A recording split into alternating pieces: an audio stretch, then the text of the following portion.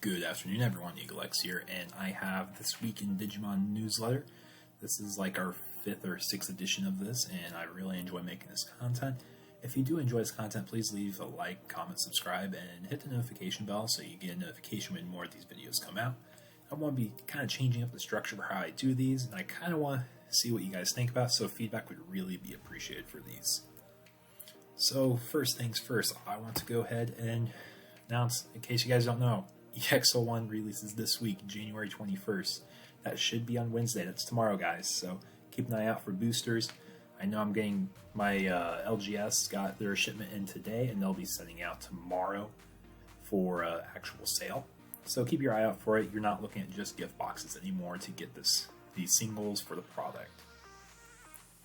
But kind of piggybacking off of that, BT7 is still delayed to March 4th. If you guys haven't seen it in my previous newsletter, this was an announcement Bandai had through their Digimon Facebook, Twitter pages. They try to be up to date on their social media.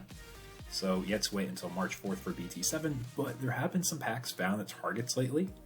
It's before the street date, and technically they shouldn't be putting it out, stocking it, selling it. If you guys find it, it's a really cool find, but chances are very strongly you cannot check out with it, as I don't think the product code's technically live yet for it. And that's why there's an error if you do try checking out with it. But I could very well be wrong on that. But moving on to our next thing, I want to start highlighting cards from the new BT9 set. Rather than revealing all of them one at a time, I think I'm just going to save it for a video later where I go over every single card that comes out and just give you my thoughts so we can see the intended synergies with each card with other ones that are paired. But this is a really cool standalone card. It's one of those floodgates you have in Digimon now, where it stops Digimon from being played by like effects. So it cancels Lord Nightmon, it doesn't count security Digimon anymore, they can't be played from the effect. Mastemon, Shooting Star option, I'm just trying to think of some goofy things. Mastemon, you can't summon from that anymore. You can't use the deletion effect of the Ancients. So this is actually a really cool card to see. This is the only version of the card so far in green, and it is for both players, not just the opponent. So you'll have to keep that in mind if you see this card in the future. But it's my BT9 card highlight for this week. Moving on, they also did reveal the Judge Pack contents. And as I was kind of speculating based on the pack artwork, I was speculating we had a Diaboromon, Greymon, Devimon blocker, Steelomon, and Kabuterimon blocker. And it looks like they actually added a few other ones, so all your Digiball for 1 blockers. Mega Digimon Fusion rips that card just being banned. The Diaboromon promo definitely being the high roll, and the Greymon promo being the next one. And if you actually look really closely, it's kind of hard to see here, but it looks like the cards will probably have some foiling on them. So something to set them apart to make them more desired. Will this be the new max rarity Greymon? I'm leaning towards probably so, but it will be distributed during the 2022 season for Digimon to all judges. And now, speaking of the Digimon TCG, let's hop over to the meta. This is the past 3 weeks. I haven't covered the Japan meta in the past newsletter because it's kind of like lacking data from the holidays. But you can kind of see from EX2, D-Reaper is kind of falling off a little bit, as it was one of the most popular decks. It was the most popular, and it's still pretty high up there, but it's not getting the wins. That's what the asterisk means. It means it got a notable win in a bigger tournament. But we still see Jesmon still the strongest thing in red, which is part of the reason why Savior Huck was hit on the list. It's overperforming longer than what bands I really wanted. I'll kind of cover the band list here in a second, though. We're seeing a little bit of small sample size here. And then we see Jesmon still the overperforming red deck. If there's anything else notable, it's probably just Yellow Hybrid here. And kind of here, but these two on the left are kind of lacking in data due to the size from the holidays. But it is starting to get filled up again. So with that, I think that's all the notable stuff in the Japan meta. Now over to the English meta, as I was mentioning, there is a new ban restriction list. On February 25th, so after our nationals for both European, Oceania, Latin America, and North American countries, we will have a new restriction list putting Reinforcing Memory Boost and Ice Wall on a limit to 1. and banning Mega Digimon Fusion, so we won't be able to get a whole lot of the Susanomon combo from the Tamers using Mega Digimon Fusion for free, basically. Popping a body and getting 3 checks was pretty aggressive to begin with, and if you do it for 1 memory, that's a lot. And it's like a mid-game finisher.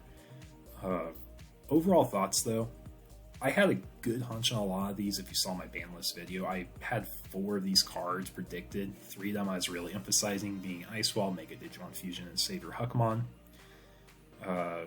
Long story short though, the memory boost was put in decks outside of yellow decks because it was that strong. It is in Security Control, it is in the D-Reaper or Aosmon in our meta right now.